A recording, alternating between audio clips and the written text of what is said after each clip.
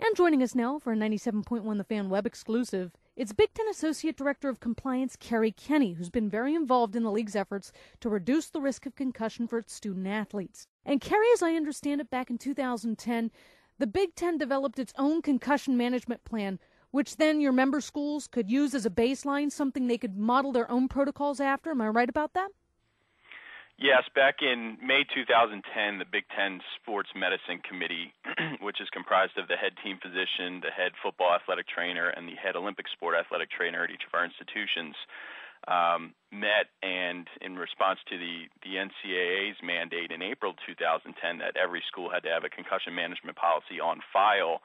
our group got together and decided that it would be, a proactive way to approach the NCAA's mandate for all the Big Ten schools to have sort of a common baseline or a foundation for what the plan should look like, and then each institution will be responsible for building in their own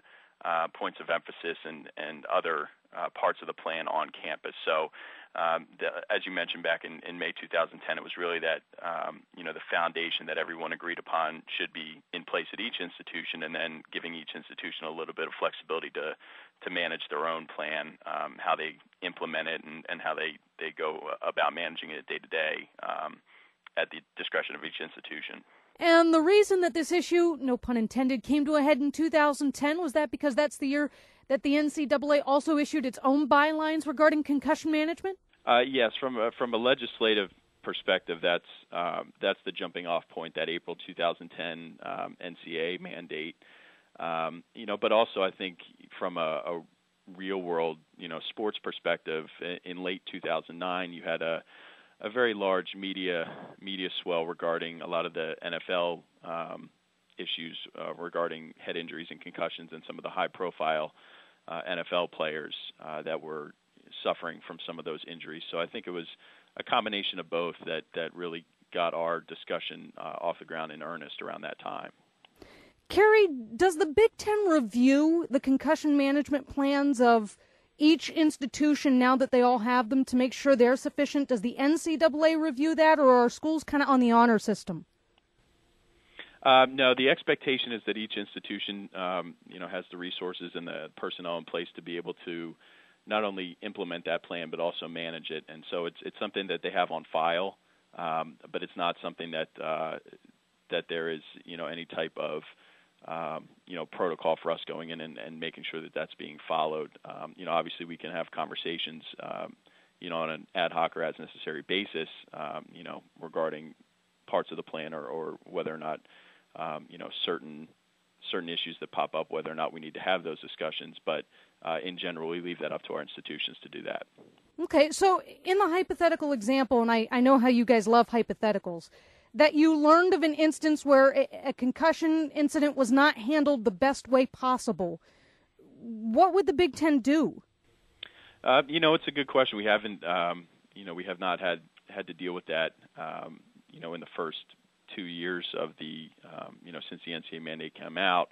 But again, that's something that we, would leave to our institutions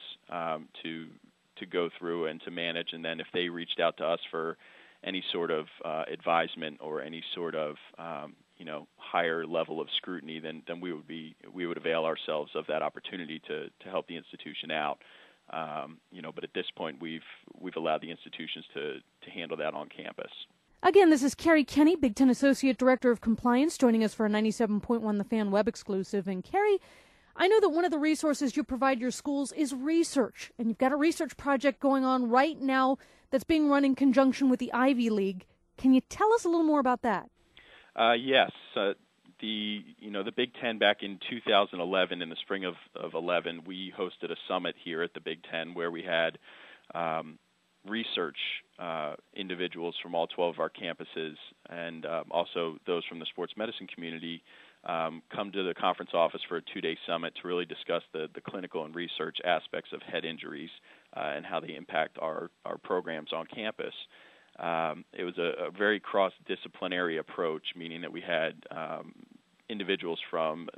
neurology, neuropsychology, biological sciences, ophthalmology, all different kinds of academic disciplines on campus. And it really was a a great opportunity for folks to hear what was going on already in the research realm at each of our 12 campuses, but also kind of compare some of the clinical aspects as well. When you talk about sideline testing protocols, if somebody is injured during the course of a game, or return to play guidelines and how those are managed on campus. So it was a really great opportunity for us to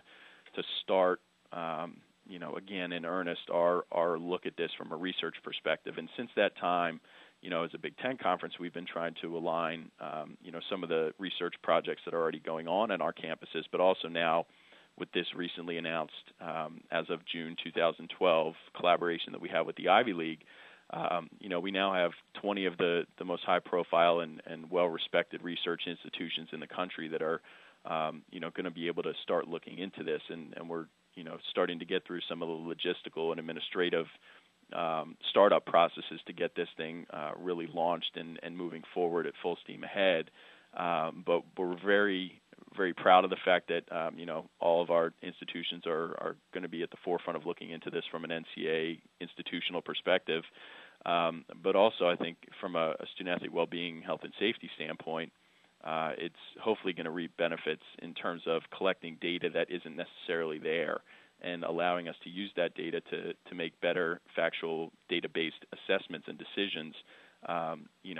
5, 10, 15 years down the line. Your officials, the guys in the stripes who are officiating football games for your conference, Kerry, they've been meeting with physicians and trainers, concussion experts in the off-season. Was that something you guys spearheaded? Did the officials decide that was a good thing? Who came up with that idea? That was Bill Carollo, our coordinator of officials, has been very proactive, and he and I have had a few conversations over the past 12 to 18 months just about, what's out there in terms of media coverage and just, research and all of those different types of things. So Bill's been very proactive and, in terms of making sure the officials understand the impact of this, this burgeoning topic on the game of college football, understanding that it is the responsibility of the coaches and the student athletes and the medical personnel at each institution to see when somebody, may have suffered a head injury during a game. But also, there's the officials play a role as well, and maybe being able to speak up and, recognize something that might not be right with a particular student athlete on the field. So, like I said, Bill's been very proactive with that and, had an individual come and meet with the officials at their clinic in the off season. Kerry, my next question for you doesn't necessarily relate to your role as Associate Director of Compliance for the Big Ten, but just as someone who's dealt with the issue of concussions on a day-to-day basis for a while now, one of the challenges I see is that everyone has a responsibility to help reduce the risk of concussions for student athletes. The student athletes themselves, the coaches, the schools, the conferences, the NCAA, heck, even the media. But with everyone having a little responsibility, does that prevent someone from taking the final responsibility? Is there someone for whom you can say the buck stops there? It's a good question, and I think you raise a great point that it is a shared responsibility. I think above all, for all of the different constituencies that you just mentioned, education is the first and foremost, way to start kind of getting our arms around this issue. Student athletes understanding that this is a long-term, potential risk, that if they, do get, a head injury and then another head injury and another head injury and they don't speak up and they keep getting these symptoms and they don't take care of them, then, there's obviously research and some of the articles and published documents out there that show that there are potential long-term effects